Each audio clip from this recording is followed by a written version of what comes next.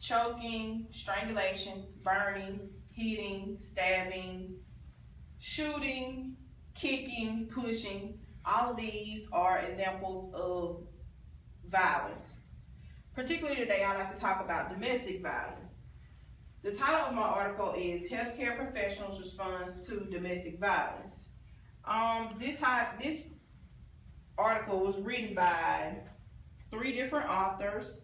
One going by the last name of Trevelyan, one going by the last name of Agnew Davis, and one last name Howard. They only have abbreviations for their first names. So I chose this article today because I am pursuing a career with nursing, and domestic violence is something that I will be dealing with from day to day in that field.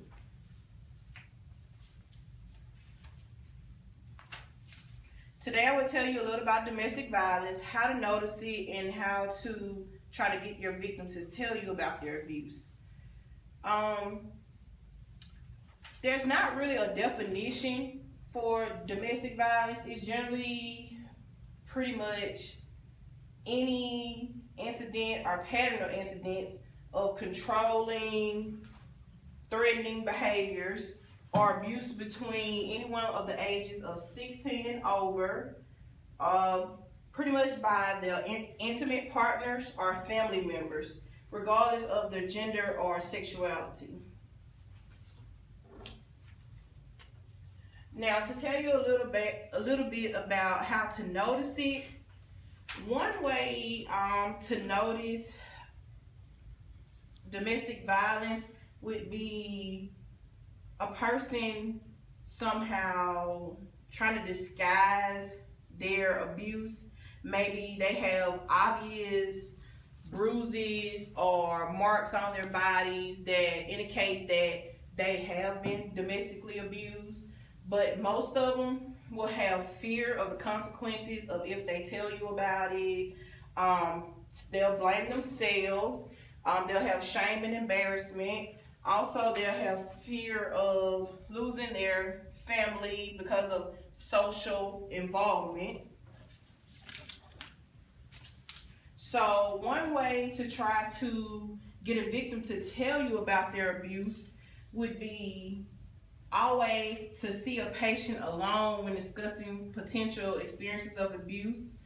It's not safe to have the perpetrator in the room or around when going through this process of trying to get the victim to speak up.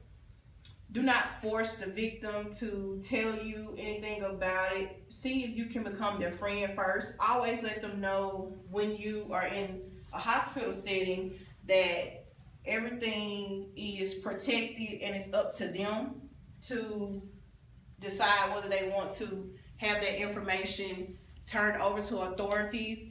If no children under the age of 18 is involved. Now that I